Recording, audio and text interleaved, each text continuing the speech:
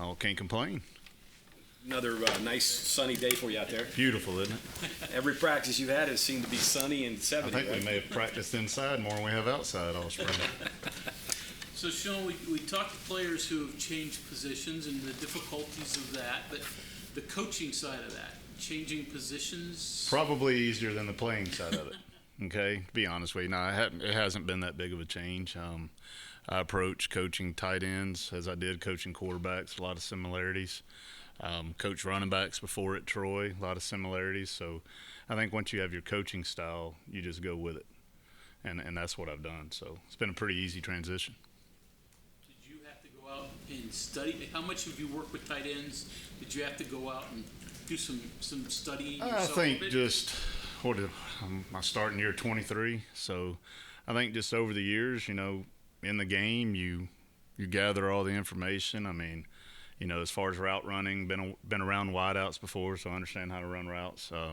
Coaching the running backs at this level at Troy, you understand the run game. So, as far as individual techniques, visited with a couple people via Zoom to get some detailed things on coaching techniques, but that's really about it.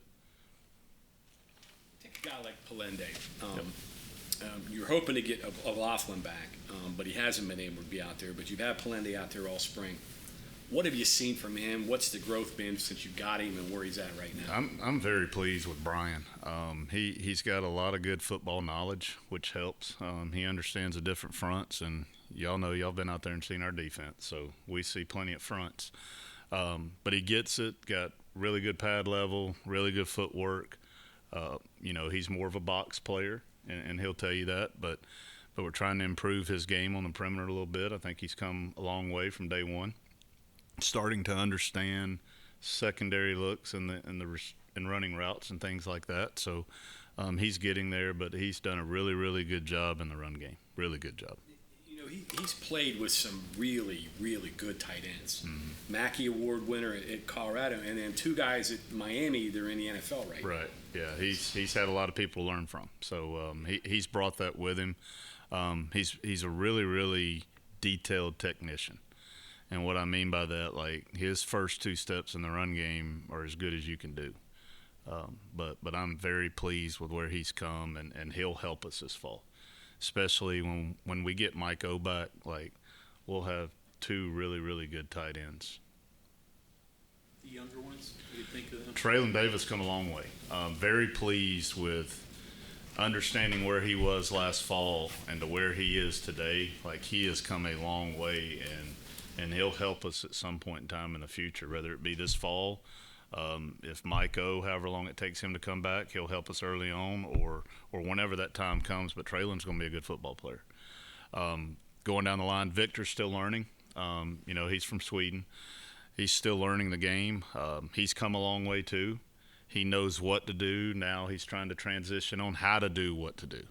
And sometimes that takes a little bit longer, but I'm pleased with his progress. Those are the main three that have gotten reps this spring. And then we got a few walk-ons that'll get a few reps out there on Saturday. But between those three, I'm pleased with where they're heading. We're still learning Graham's offense. Where do H-backs and fullbacks come into this? Well, so it's funny. We called the tight end position a Y last year, and it's been a long time since I've called them an H. So every now and then I'll slip up and say, "Hey, Y's," but they're not. They're H's. So we've kind of the guys in the room, instead of being called tight ends, they want to be kind of called hybrids. So it kind of fits a little bit better that way, being that they are H's. So we call them hybrids, but we're slowly transitioning to that. So if y'all hear me holler hybrids out there, you know what I'm talking about now. And that would include fullbacks if they're used. Yeah, but really in this offense, there's not a fullback. Okay. It's what it is. It's the tight end or the hybrid, just going back to a somewhat fullback alignment, but it's all the same position. We know Mike O'Loughlin can't get on the field, but how much do you work with him in a classroom setting? Yeah, he's in every meeting. He's got his rehab and all that he's doing, and then in the weight room. But he's in every position meeting. He does a great job. He helps out the young guys on the field too when he's able to be around for different team things when they run off the sideline. Usually when we're an individual, he's over with the strength staff trying to get some cardio in. But when he's around, he's done a really good job at helping out. He's learning the new language as well, even though it's a very similar offense. There's some terms that are different. So he's still learning that just like the other guys are, but he's done a great job in the classroom. He's a leader in the room. The other guys know it, so when he speaks, they listen. And but he's been very helpful. How have the coaches been with the language? I know Neil said that Graham has left something similar in terms of the calls. Right. So has it been pretty smooth? It has. I mean, it really has, because even though something may be called different, like for the guys that have been here, we may say, hey, we're calling this, but it's just like this from last year. So that helps when you're transitioning into a new offense that is very similar, because you can always revert back and say, this is like this. If y'all remember this from last year, we're just calling it this year. So it's been pretty smooth. Sean, do you learn from your players a little bit? You're fact-finding, I guess, on Zoom, and you know a lot about the position, but between Mike and Alendi, it sounds like there's resources in your room. There are, and, and we're open dialogue in position meetings. It doesn't matter what I've coached in my career. I'm always open dialogue. You've got a player that's been through it in the thick and thin, and they may say, okay, well, I kind of like doing it this way. Well, yeah, that's fine. The big thing is it's all about the footwork. As far as the technique goes and whatever they're more comfortable with, because some guy may block somebody on a C-gap cutoff just a little bit different than the next guy. It's what they're comfortable with, and as long as they get the job done, like this game isn't hard. Okay, it's our job as coaches to simplify it, and that's all I'm trying to do. I'm trying to help them get the job done to the best of their ability, the easiest way to do it. And if we all coach that way, this game's not hard. It still comes down to blocking, tackling, catching, running, and throwing, and that's it. That's it. And if we, and that's what I try to do. I try to keep that simplicity in my mind and transfer it to them, and make sure they understand the count in the run game, and then here's the footwork. From that point on, what's the best technique for that individual to get that job done? And that's my job. You take credit for Alendi becoming the catcher now? So you're calling him a catcher now, huh? I've heard improving is the word. Improving is the word.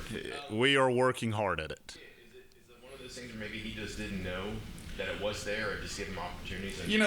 And to be honest with you, I don't know what his past was at Colorado or any other place he's been. It's just it's all about hand placement and what we call getting your hands home before the ball arrives, and that's been the emphasis, is to get his hands up ready quicker to receive the ball. Now, he still catches the ball with his body a lot, and that's fine as a tight end on the routes that he's running, but he is trying to work extremely hard on using his hands more in receiving. I wonder how much he was asked to do with that. Good question. I have no idea. I mean, I really don't know. Yeah, and looking at it, that would be the easy answer.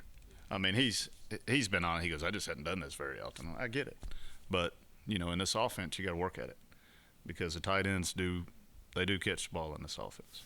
Where is he at mentally with that? Is he at the point now where he's confident in his abilities, or in receiving? Yeah, he's getting there. I would say he's more confident today than he was in the winter. A whole lot more confident. He's improved, and making some contested plays in the past game even allows that confidence to be more. And he's getting better at it every single day. I don't think he's had a drop. I could be wrong. I don't think he's had a drop since practice 4. So that's 10 or 11 practices in a row without a drop. So he's come a long way in that aspect of his game.